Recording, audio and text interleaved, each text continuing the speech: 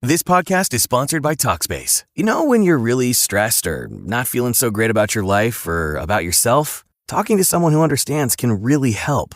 But who is that person? How do you find them? Where do you even start? Talkspace. Talkspace makes it easy to get the support you need. With Talkspace, you can go online, answer a few questions about your preferences, and be matched with a therapist. And because you'll meet your therapist online, you don't have to take time off work or arrange childcare. You'll meet on your schedule, whenever you feel most at ease. If you're depressed, stressed, struggling with a relationship, or if you want some counseling for you and your partner, or just need a little extra one-on-one support, Talkspace is here for you. Plus, Talkspace works with most major insurers, and most insured members only pay a $25 copay or less. No insurance, no problem. Now get $80 off your first month with promo code SPACE80 when you go to Talkspace.com. Match with a licensed therapist today at Talkspace.com. Save $80 with code SPACE80 at Talkspace.com.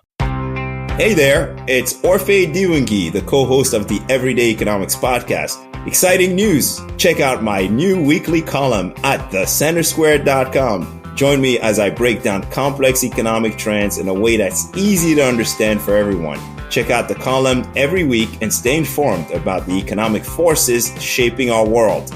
Be sure to subscribe to the Everyday Economics podcast and visit thecentersquare.com today.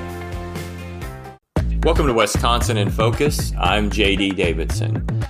We occasionally make predictions on this podcast, but we also tend to not predict things that we're uncertain about. We expected the troubles at the Milwaukee Public Schools to have an impact around the state of Wisconsin, and we were right. The state recently announced public school allocations for the next school year, and many schools will receive less money this year than last. Joining us today is Ben Yount, Wisconsin contributor at the Center Square. Ben, what's happened and why did it happen? Yeah, the top line headline can go one of two ways.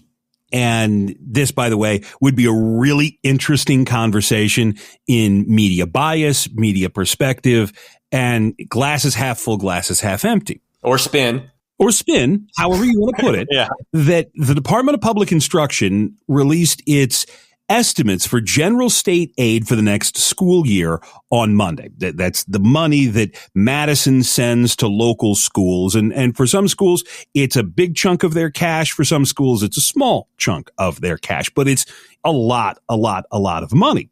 And the way that the Department of Public Instruction frames it is that most schools in Wisconsin are going to get more money in the new school year. The way that we framed it, because it's exactly true, is that about 30% of schools in Wisconsin are going to get less money. And that's an important distinction because getting more is always good, but getting less is often worse because now you have to make up that money, and that leads to perhaps local tax increases, or it leads to cuts, or it leads to just fewer educational opportunities. 68.6% of districts, according to DPI, are going to get more in general aid, while 29.5% of districts are going to get less. That includes 64 of the school's 421 or the state's 421 school districts that are going to see their state aid cut by the maximum 15%. We have a hold harmless law in Wisconsin that says, okay, even if the worst comes to worst, we're capping your cut at 15%. That way you don't lose half of your state money or more than half of your state money. And so these districts, many of them are doing okay, but they now have to come up with, in some cases, a couple of $100,000 to replace money that was coming from the state. Yeah, that's a pretty good spend. I've been in this business for almost 40 years now. If you're getting more money, nobody really cares. The people who aren't getting as much money, those are the people that are concerned that you've got to either replace the money or make cuts. And you're a month and a half, 2 months away from starting school. That's a pretty big decision that has to be made. And I haven't researched it, but I'm assuming there's some small rural communities that are going to lose a lot of money. There are. The biggest loser is going to actually be Milwaukee Public Schools, that they're going to lose $42 million just to back payments alone. They also lost $17 million in special ed money. That was because of their late and missing financial reports. WizPolitics is out with a story late today that said MPS could in all lose $81 million because of both its fiscal crisis and the changes to state aid. $81 million is real money. And some of this is self-imposed. But again, we're talking about schools. That the point of schools is to make sure that kids, whether they're kindergartners or high school graduates, have the base knowledge that they need to go and be able to live productive lives. We don't, to steal the line from, I believe it's Margot Cleveland over at the Federalist, we don't have public schools to get kids into college. Colleges can do that. We don't have schools to train the next generation of welders or data miners for Microsoft. Both the unions and the tech companies can start their own prep programs. We have schools so that 18 and 19-year-old young men and young women have a base of knowledge so they can be productive citizens.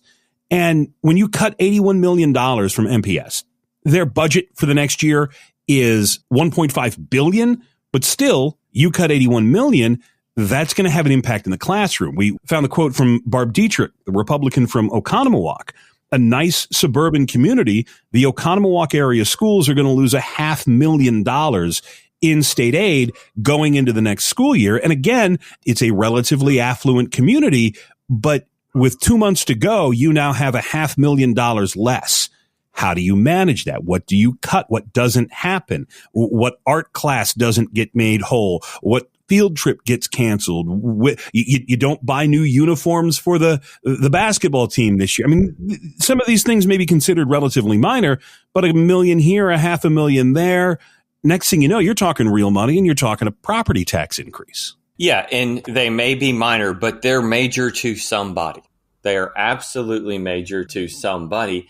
And as we've seen all over the country and in Milwaukee, when you've got to make $500,000 or $81 million in cuts somewhere, it generally doesn't come from the central office. That's the downside here. And look, some of this is if there is one silver lining, one of the reasons that there is a change in how much each school district here in Wisconsin is getting, it is because the state successfully negotiated a change in how school choice is paid for in Milwaukee. That Milwaukee Public Schools used to have to kick some of their dollars to choice schools. That was one of the biggest points of contention. Republican lawmakers were able to shift that. So now the state picks up that cost. And while it's better that there's more stable funding for school choice, there's also more money going into Milwaukee Public Schools, which should alleviate some of their problems. But if you're looking for any kind of silver lining, it's that in these changes, some of that is because there's now more state money going to choice schools, which gets kids, particularly in Milwaukee, out of some of the worst performing schools. And so at least somebody in this grand equation of millions and millions and millions and millions of dollars, at least somebody's getting a shot at a better education. We will certainly follow this. It won't be the end of this story for sure. Ben, thanks for joining us today. Listeners can keep up with this story and more at thecentersquare.com. Hey there, it's Orphe Diwangi, the co-host of the Everyday Economics podcast. Exciting news! Check out my new weekly column at thecentersquare.com. Join me as I break down complex economic trends in a way that's easy to understand for everyone. Check out the column every week and stay informed about the economic forces shaping our world. Be sure to subscribe to the Everyday Economics podcast and visit thecentersquare.com today.